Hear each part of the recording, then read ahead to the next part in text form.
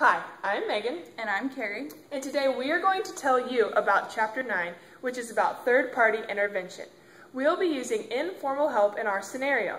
To start out, a third-party intervention is when we turn to others who can help in a conflict. According to Wilmot and Hawker, informal help is when an everyday conflict is settled out of court without the aid of a professional helper, but with the aid of friends, neighbors, and other natural helpers. This is a story about me going to Kari for help about a conflict concerning my little sister, Mindy. Oh my gosh, Kari, you will not believe what my sister is doing. She's not paying her rent, and she still lives with me, and she signed the lease. I don't know what to do because I'm starting to run out of money, and I can't afford to pay her part. What do you think I should do? Well, I think you really need to talk to her, because if she signed the lease, she needs to pay her rent.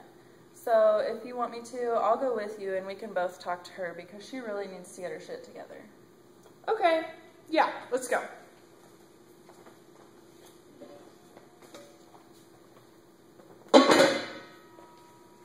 Well, there you are. We definitely have some things that we need to talk about. Mindy, why are you not paying your rent?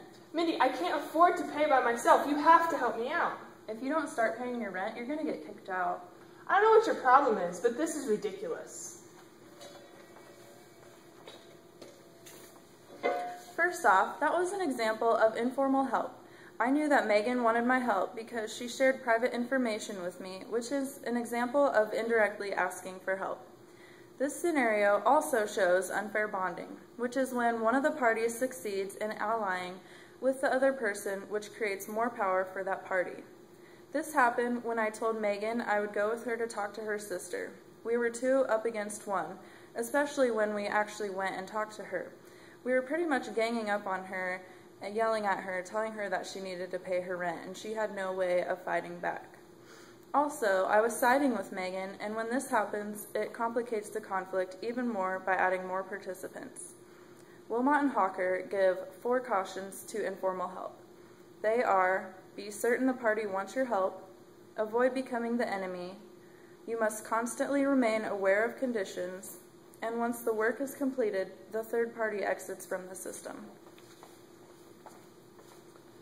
Another way to deal with conflict by having a third-party intervention is formal help, which is when the people in the conflict seek someone with specific training and education. An example of this would be a counselor. I could have gone to a counselor versus going to one of my friends for help because a counselor has the education and training to deal with all types of conflicts.